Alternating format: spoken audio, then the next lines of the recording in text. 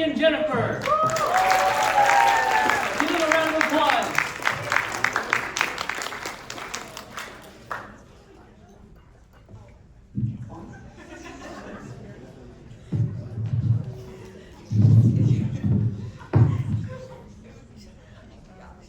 Okay, so now we're going to be performing for you one of the oldest magic tricks in the world. It's called cups and balls. Now this trick is really interesting because it's actually so famous that it's performed by magicians all around the world. And what's interesting is that they all use different props, right? So in China, they use these metal cups.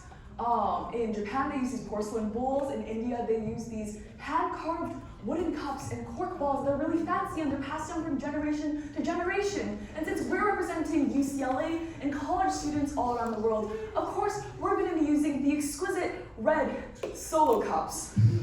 And to go with that, we have these small but humble red knitted balls. Now, the most interesting thing about cups and balls, I think, isn't the props actually, but the fact that the props change all around the world, but the trick actually doesn't.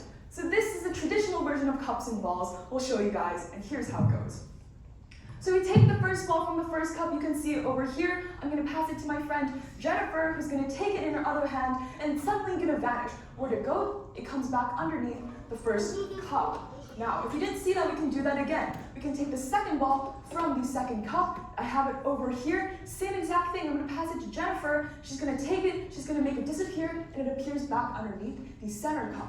Now, that gets boring after a while, so here's something that Jennifer came up with. She's going to take the ball. She's going to put it in her hand. She's going to make it invisible. Put it back underneath the cup, and with a snap of her fingers, it appears right there on the table as if it never moved.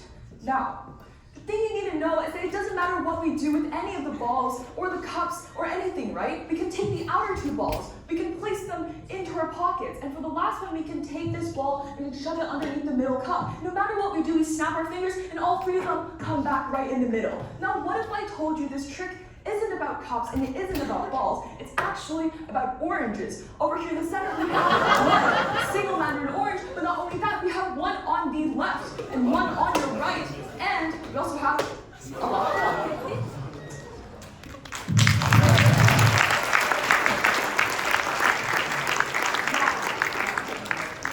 That's the traditional version of cups and balls.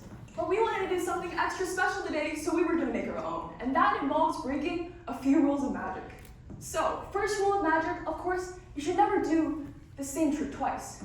So here we're going to do the same trick twice. Second rule of magic is that you should never tell your audience how a trick is being done.